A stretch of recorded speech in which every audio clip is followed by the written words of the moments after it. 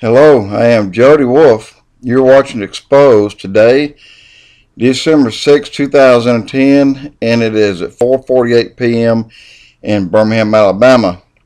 Topic: the new weapon is food. I want to start with and go back to the last EXPOZ with Venezuela and Chavez. I gave the amount of $50 billion a year that his oil was taken in. That is incorrect. I stand corrected. That amount is $25 billion a year, which is still an enormous amount of money for the small group of people that lives in that country. So let me move on. And let me first remind you, and I've mentioned it in the past, who guerrillas are. Okay, guerrillas are freedom fighters. Almost every country down through South America has guerrilla fighters, from Guatemala on down. I'm not sure if there are in Panama, but I do know Venezuela, Colombia, and it looks like in the very near future Mexico. But freedom fighters are the ones that wants their country to stay free, not to fall under a socialist agenda. Now, let's move on to Burma right now.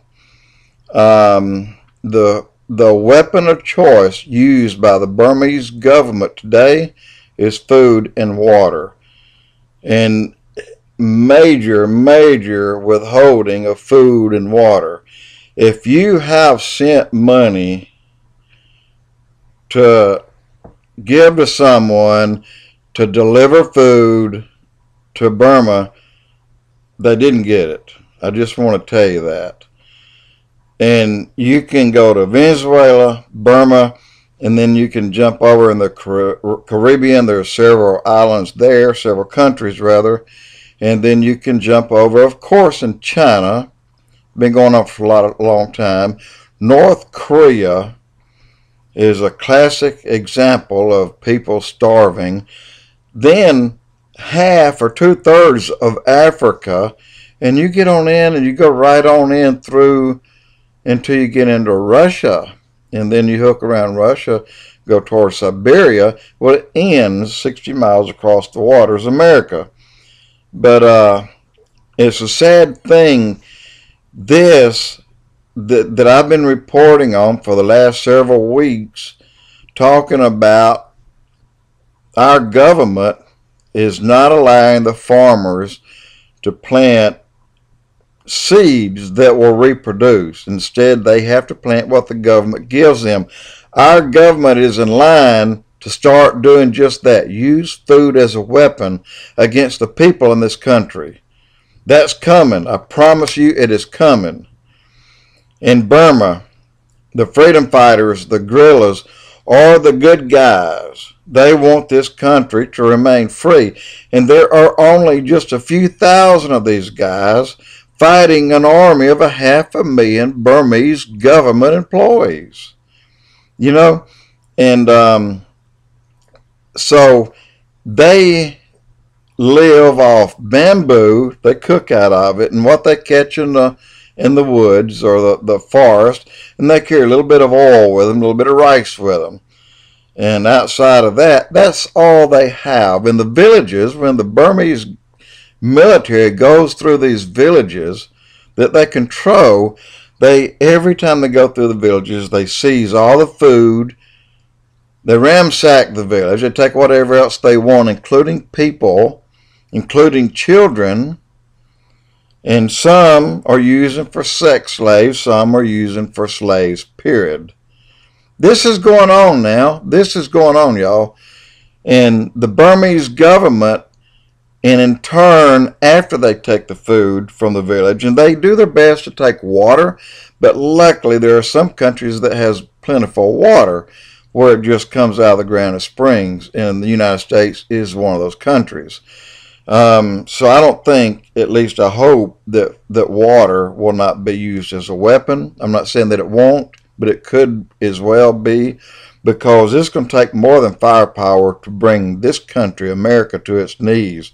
It's going to take a lot more than firepower to do that. It'll take something that will kill you if you don't get it, and that is food and that is water. So in Burma, these Burmese army units go through, take the food from the village and whatever else they want, and then they go into the fields where they plant and they mine it. They put mines out there. Now, closer to a very controlled area, and just to take a major city in Burma, take this city. Now, this is a place where they are growing food, but of course it's government food, and they hand out a little bit at a time. They even went through and mined their own fields. The Burmese government employees, the army, mine their own fields. So now what do? They go to these little cities, or little towns rather, or communities or villages, take the women and children, anybody else they can get, and then they put them in these fields and make them plant these fields. So they're dispensable. They blow themselves up growing food for the Burmese government. Tell me that is not sick. Africa.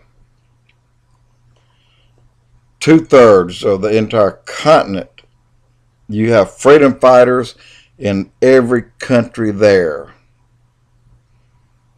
You have freedom fighters. People, we're falling. This world is falling. And it makes me so mad to read it, to research it, to find out the truth, and to talk about it. But on the other hand, I have to look at the bright side. There is a bright side. And you want to know what the bright side is? The bright side of you dying? The bright side of you starving to death for food and for water? The bright side of you not having a home? Of them taking it away and giving it to a military general? The bright side is you have God. God will supply your needs. That is the only bright side of all of it. All this is happening and forcing this world into a new world order, a one world government. It's biblical. You can read it. And that's where we are headed. It's going. The dominoes have started falling. You can have all the freedom fighters you want. And you can have all the military might against the freedom fighters. But what the military is going to do, rather than fight the freedom fighters, they're going to go into your town, take your food, and take your people out. They will kill the ones they view as a threat. They will take some and use them as slaves, and take others and use them as sex slaves. I can see Mexico in the very near future, I mean soon, coming under martial law. You watch it, has not been mentioned, but I can see that happening. More people died in Mexico drug wars on border towns in the last 3 years than